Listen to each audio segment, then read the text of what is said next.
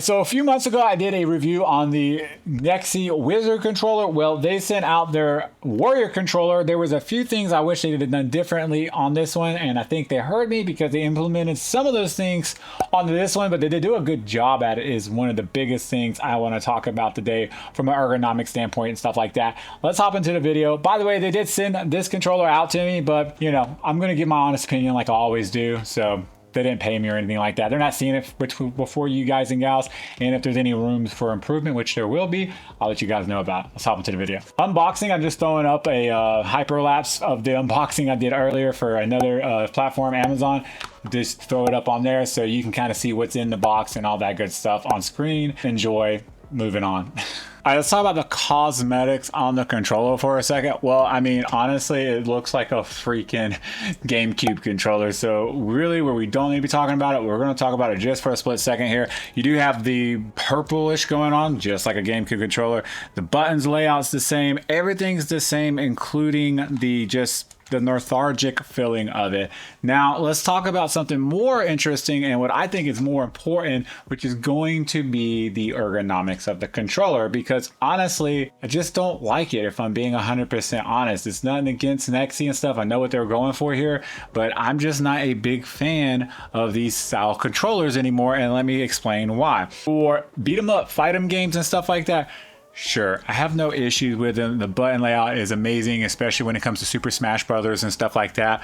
But the back, where we have added 2 extra buttons at, I just can't get behind it. And what I mean is I can't get my fingers behind it without overlapping my other fingers when I'm playing with the controller. And it ergonomically makes it uncomfortable. So if you're picking this up for like shoot 'ems, like FPS, Call of Duty, Fortnite, whatever the case may be, I just don't think it's a very comfortable controller. Now you can see the size of my hands. Maybe it's just because my fingers are long. I don't know. I feel like my fingers ain't super long, but in any case, I feel like the buttons should have been placed back here somehow, just done away with this whole mechanism and stuff.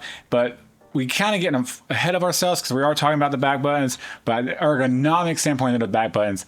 Now I will say, if you are comparing it to the Wizard controller itself, it's definitely more comfortable in this, in my personal opinion. I didn't like this at all just because of the middle right here and how much bigger it made the controller seem itself. So just keep that in mind. You can tell by looking at it, it's just, I couldn't get behind the Wizard at all. The Warrior is more ergonomically comfortable than that. So if you're wondering about that, then yeah, sure. But again, these are made for, well, Joy-Cons. These feel great on the Switch, playing, you know, games that you would want to play on the Switch, like Super Smash Brothers with this controller, or these Joy-Cons, just because of how they're built. But even then, they still are kind of, even the back buttons on here, you can see the difference of the back buttons and how they're laid out. They did a better job here than I feel like they did here. So just take it for what it's worth. Let's move on. Now the D-pad itself, I'm gonna break out this controller right here. Now this is a Fly Diggity controller. Diggity, I did it again. Everybody that's watching my video know about the Diggity.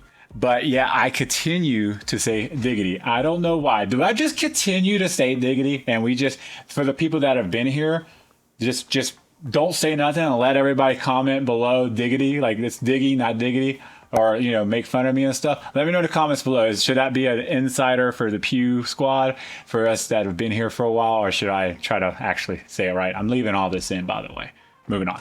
So with the Fly Diggy controller, the D-pad is on an 8-pivot D-pad, and I think that's what they were trying to go with here as well. I love Fly Diggy's D-pads, by the way. I feel like there's some of the best D-pads on the market personally. 8-Bit Do used to have that title, but I've kind of moved on from them just because I love the tactileness on this. Now these are tactile buttons as well. The NYXI Warrior anyways are tactile, and it is on an 8-pivot as well.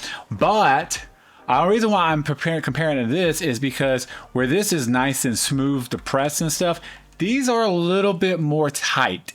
If you're into more tight things, giggity giggity, giggity goo, stick around, then maybe it would be, you know, good for you. You might like it, but I have to say, when I'm comparing these two controllers, I'm definitely going to pick up something like this over this. But If I remember correctly, this was even tighter when I first started playing with it, and it kind of loosened up over time, but I still wasn't a big fan of it because it is still tight to this day. And I loaned this controller out to my boy Guion. Shout out to Guion if you're watching this.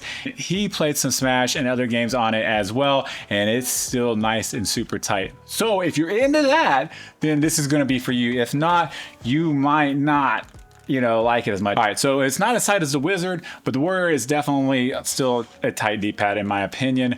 So with that being said, let's tap the mic and, well, you know what I'm gonna say, right? Move on. Base buttons on the controller themselves. Well, I mean, it's a GameCube controller. You know what these face buttons are. You know why you bought this controller. You bought it for the freaking Super Smash Brothers and beat 'em up, fight 'em up games, and that's pretty much what these face buttons are made for. Is that entirely playing Smash, playing DBZ, and just other games on the controller that way was fine. I love the actuation. These are tactile, by the way, so you do have a little bit of a clickiness. They're not really loud in my personal opinion, but they feel really good to press, and I feel like they actuate for the most part right away. Let me see if I can get that good shot for you guys. That money shot. Actuated, out, actuated. So you can see there is not much travel distance in my personal opinion to actuate the buttons, but again, they feel good, they're great. Let's move on to the other front buttons right here, which they're these right here are tactile. There's nothing special about them. You see you got your screenshot, your menu, and then your plus and minus and all that, and then right here, that's not tactile. That is to turn the controller on and off, of course. Moving on. So we're going to talk about the joysticks. I brought these other caps out just so I can show them off again.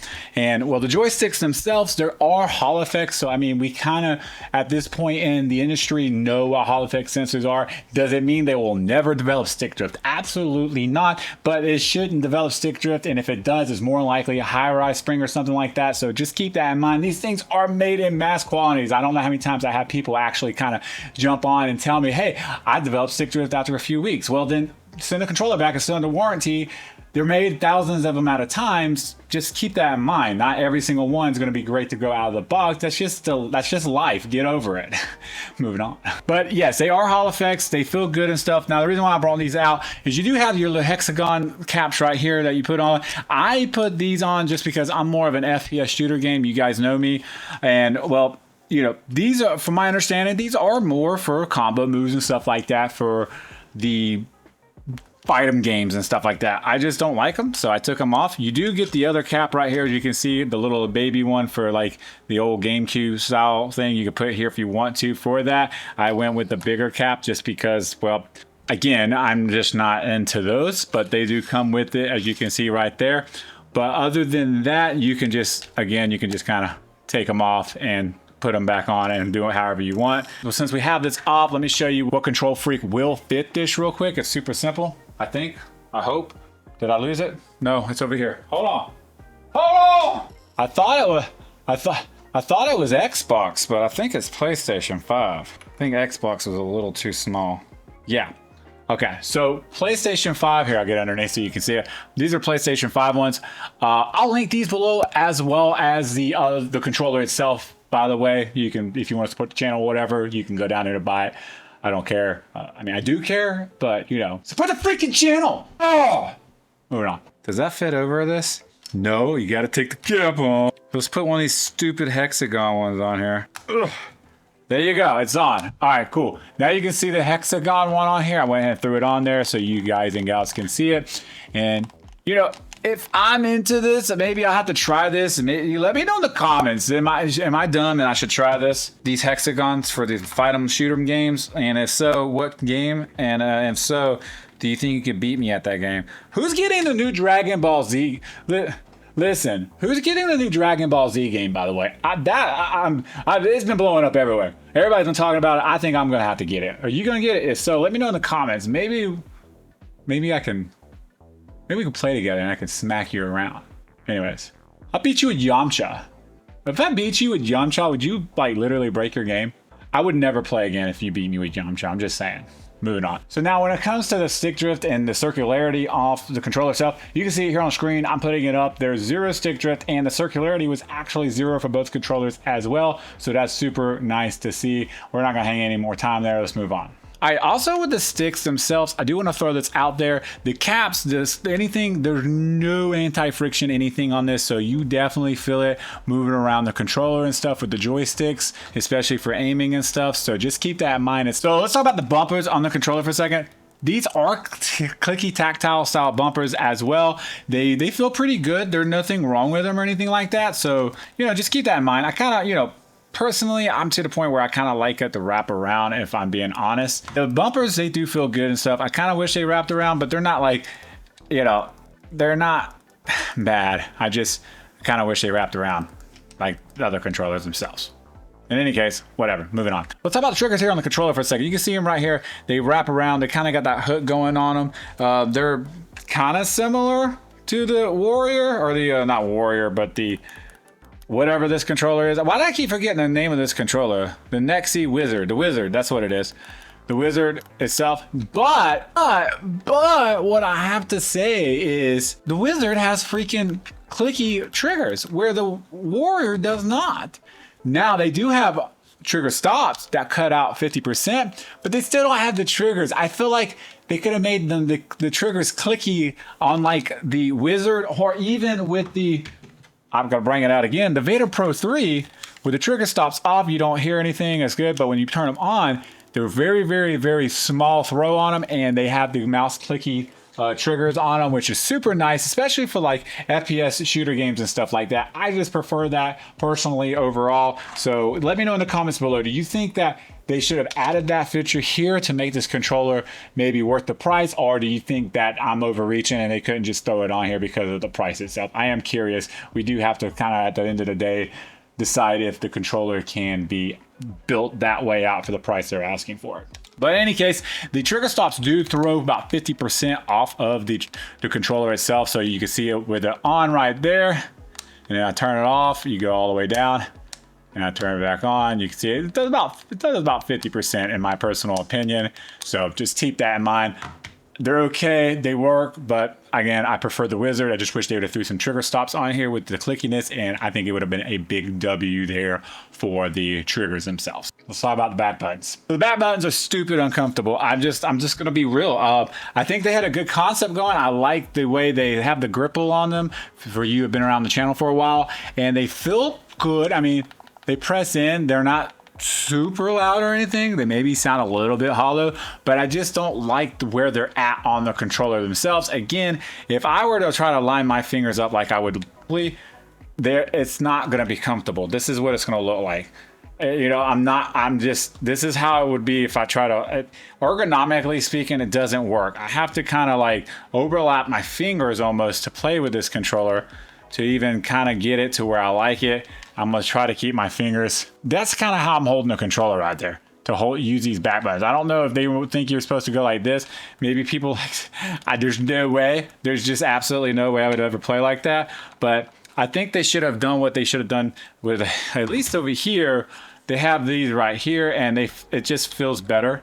They're still, these aren't long enough. So my fingers are still slipping off right here, but at least they feel a little bit better in my personal opinion. What they should have done, well, what I think they should have done, and I'm just going to go back to it one more time here, is they should have done what they did with the Fly Diggy controller, where they put the buttons on at the middle right here. Now I know this controller is not built anything like it, but they could have just done away with this whole stupid piece right here, in my personal opinion, right? And just added 2 buttons right here. And then I'm holding the controller with 2 fingers here, and I'm just reaching back here and hit that. That feels way more comfortable to me, just being able to reach right here and hit those 2 back buttons, than to have to try to hit them in the corner right here, where it's just super uncomfortable ergonomically standpoint. They suck. I'm sorry. Moving on. All right, so we're right here at Gamepad Tester. I wanted to show you guys the turbo mode. I'm wired, of course, on the back of this right here. As you can see, that little button for the back of this themselves. You do have to have this on for the back buttons. If you have the other one on, I don't believe it let me check. Okay, so if you want turbo mode, you do have to have the back on with the back buttons to be able to use them. So if you don't want back buttons, evidently you don't want turbo mode is what they're saying, which is kind of dumb. But in any case, it is what it is. You're gonna press this button and any corresponding button you want. There's a freaking gnat in my house, and you'll be good to go there. So I'm gonna hit the back button here, and I'm gonna press A, and it's gonna be for B0. And as you can see, it's on now. Actually, as you can see, it's on now. So if I hold the button down, you can see B0 just going like crazy. And if I hit that again, there's actually 2 modes. I hit it again, hold it, and then hit the A again. I'm not touching anything. You can see it's actuating on its own. If I press it, it goes away. And if I do it again, it'll actuate on its own. Now that's cool. You can do this with pretty much, well, not every single button on the controller. You can only do it with XYBA, the trigger and the bumper buttons. You can't even do it if you set the back buttons up to A. It doesn't work with A. So if I hold the button and hit the back button, it doesn't turn into turbo mode, which is, I think it should be, you know. Is this NYXI's first attempt on a pro controller? I'm not 100% positive there, but I feel like there was a couple things we could have done better there. It doesn't work on the D-pad. It doesn't work with the joysticks either. So pressing them down and stuff like that, it doesn't work as well. So that's the turbo mode and all the functionalities that it can do on the Switch or on your controller itself. Hopefully I answered some questions. If I did, let me know in the comments below. I do these little bits in the video to help somebody out, and I'm hoping I am. If I'm not, I'm wasting my freaking time. Moving on. So connectivity wise on the controller itself, it does do Bluetooth 2.4 dongle. It comes with for your Nintendo, not Nintendo Switch, but the GameCube. It also does wired, so you can play this on PC and stuff. Bluetooth, which means pretty much anything with Bluetooth nowadays you can play with. So, you know, it is what it is there. And then again, I believe it's also compatible with Wii, if I'm not mistaken there. I could be mistaken, don't hold me to that. Let me know if I'm wrong in the comments below. But with that being said, let's move on. This does have a 6-way gyroscope on it. I don't play with gyroscope. A lot of people are like, get on me in the comments and stuff like, it's the new era, you should play with gyroscope. Listen, I don't play with gyroscope. I don't know what to tell you. I'll throw some B-roll up on screen showing it working and moving on. It has it. I'm telling you, it has it. It works. If you see this, that means it works because the B-roll worked. If not, then I guess it didn't work and we have an issue. Moving on. So there are HD rumble motors in here, which is nice to see. That means you're going to get nice rumble out of games and stuff when you're playing them and stuff. And it does have a 1-year warranty on the controller itself. With all that being said, at the end of the day, do I recommend this controller? And how I'm going to answer it is, would I use this controller on a daily basis? No. Personally, no. I think it's a cool controller to pull out for nostalgic looks and stuff. If you have a GameCube and you want a wireless controller, I think that's awesome about it as well. But when it comes to me using it for what I want to game with and stuff, I'm more likely going to pick up like the FlyDiggy or a controller that is built like that, you know, just a normal looking, you know, Xbox style controller. But that's me at the end of the day. Maybe you're into this. Maybe you love these style controllers. Let me know in the comments below. If you're going to pick this up, again, you can find these linked below. Thanks, NYXI, for sending this out. See you guys in the next video. Happy smashing.